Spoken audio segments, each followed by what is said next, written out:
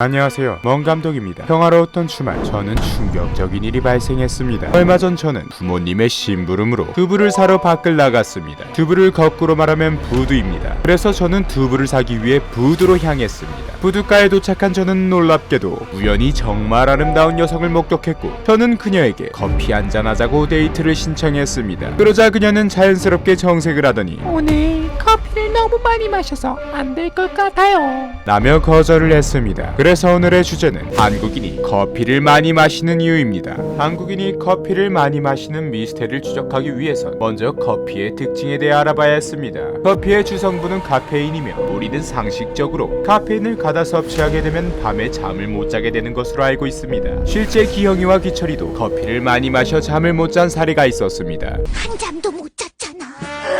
속이 메스꺼려. 혹시 이러한 한국 사회에 살아남기 위해 커피를 마시는 것일까요? 그렇습니다. 우리 대한민국은 정말 치열하며 필요합니다. 취업이 힘들어 절실한 청년들, 가정을 지키기 위해 치열하게 버티는 기성세대들. 오늘의 결론, 커피는 이러한 한국 사회를 버티기 위해. 그런데 저는 결론을 내리는 도중 엄청난 것을 발견했습니다. 그것은 바로 돈 많은 집안의 자식들은 사람을 때리며 파티를 열고 군대를 가지 않는 등 대로 사는 모습을 포착했습니다. 이들도 과연 한국 사회가 치열하게 느껴질까요? 혹은 치열한 한국 사회를 버티기 위해 커피를 마실까요? IQ 250을 희망하는 저는 아닐 것이라는 판단이 듭니다. 어쩔 수 없이 저는 세상의 모든 비밀을 알고 있는 네이버 지식 백과사전에 자문을 구했습니다. 그곳에 의하면 카페인은 우리의 중추신경을 자극하는 각성제라고 합니다. 즉, 커피를 마시는 행위는 인간의 각성을 도우는 것과 일맥상통합니다. 그렇다면 우리는 꼭 각성을 해야 할까요? 먼저 각성을 할 때는 언제일까요? 손오공의 조사이어, 아이의 발문둔가, 독일동의 소드마스터 등이 있습니다. 그런 아이들은 적을 무찌르기 위해 각성할 수밖에 없었습니다. 우리는 무찌를 적이 없는데도 불구하고 각성할 때 쓰이는 커피를 마시고 있었습니다. 즉, 커피와 각성은 아무 관련이 없는 것이죠. 그럼 커피를 마시는 이유는 도대체 무엇일까요? 이를 알기 위해 먼저 한국인이 가장 많이 찾는 커피를 알아야 했습니다. 경기도 시민 10만 명의 개인정보를 해킹하여 문자 투표를 실시하였습니다. 3위 루하 커피, 2위 별의 커피, 1위 맥심 커피.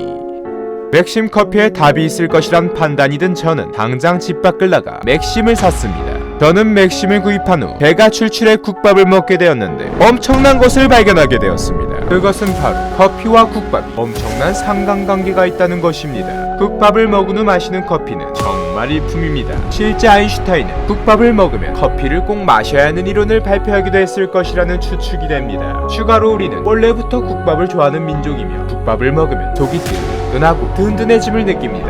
사건의 실마리는 잡혔습니다. 앞서 말했듯 우리는 국밥을 먹으면 속이 뜨거워지는 것을 느낄 수 있는데, 이 뜨거움은 인간의 몸에 열을 발생시키고, 열을 발생시키면 우리는 면역력이 떨어져 감기에 걸릴 수 있습니다. 더 나아가 코로나 감염에 노출되게 됩니다. 그렇게 우리는 몸속에 있는 뜨거움을 제거하기 위해 커피를 마시게 되는 것이었습니다. 커피는 검정색이며 검정색은 두려움, 암흑, 공포 등으로 상징이 되는 색깔입니다. 즉, 커피를 마시는 것은 두려움을 몸속에 주입시키는 것과 같은 행위이며, 정리하자면 국밥을 먹은 후 우리 몸 안에 침투한 뜨거움에게 두려움, 공포를 느끼게 하여 그것을 해소시키는 것이었습니다. 그래서 오늘의 결론, 한국인은 국밥을 먹기 위해 커피를 마시는 것이었습니다. 우리는 국밥을 안 먹으면 안 되는 민족이니까요.